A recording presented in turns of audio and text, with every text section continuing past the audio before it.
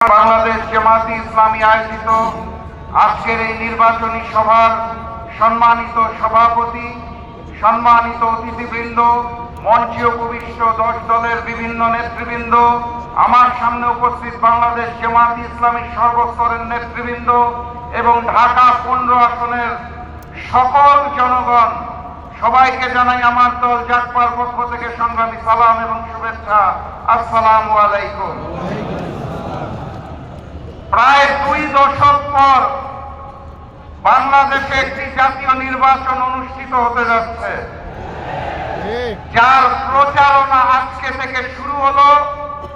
জুলাই গণঅভ্যুত্থানের হাজারো শহীদের রক্তের বিনিময়ে আমরা আজকের দিনটা পেয়েছি, বলেন আলহামদুলিল্লাহ।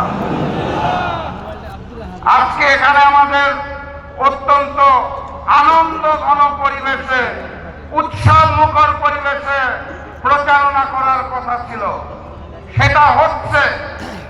কিন্তু একই সাথে সাথে আমাদের মনটাও বিষণ্ণ হচ্ছে, কারণ এই নতুন বাংলাদেশে গণভোটের পক্ষে প্রচারণার সময় নতুন জালেমের পক্ষ থেকে হামলা হওয়ার কথা ছিল না। মসজিদে প্রবেশ করে তারা আমাদের উপর হামলা করেছে, আমাদের বন্ধের উপর হামলা করেছে। ঢাকা 15 আসনের জনগণকে জানিয়ে দিতে চাই, মাথা উঁচু করে জবাব দিবেন। নতুন বাংলাদেশে নতুন জালেম চলবে না। জবাব হবে 12 তারিখে। আমরা শান্তি চাই, কিন্তু কেউ যদি অশান্তি সৃষ্টি করতে চায় তাহলে আমরা শহীদ হতে জানি, আমরা রুখে দাঁড়াতে জানি।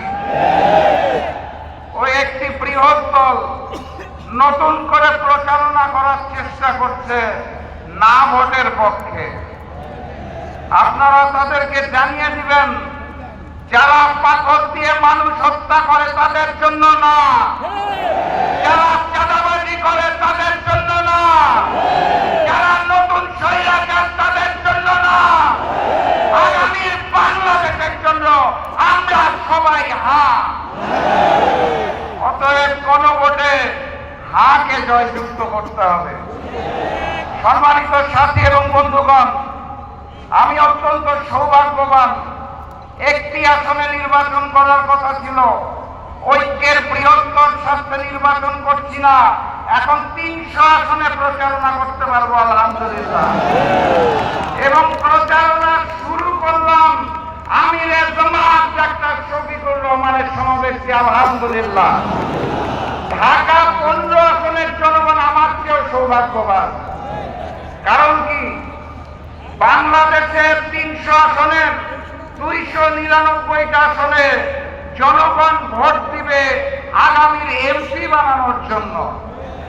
ঢাকা 15 আসনের জনগণ ভোট দিবে বাংলাদেশের আগামী প্রধানমন্ত্রী নির্বাচন করার জন্য। আপনারা এমপি নির্বাচন করবেন না, আপনারা প্রধানমন্ত্রী নির্বাচন করবেন। কথাবার্তা পরিষ্কার। ডাক্তার শফিকুর রহমান বলে দিয়েছে ঐক্যবদ্ধ বাংলাদেশ। আমরা সেই ঐক্যবদ্ধ বাংলাদেশ, আমরাই বাংলাদেশ। বাম বিএনপি বনাম ঐক্যবদ্ধ বাংলাদেশ।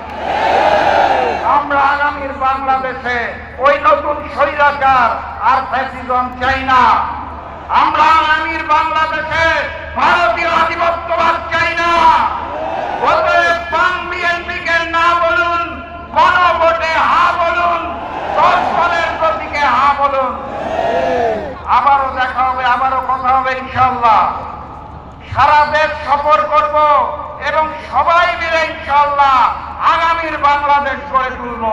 বিজয়ের পথে যাত্রা শুরু, জীবন অথবা মৃত্যু। আসসালামু আলাইকুম।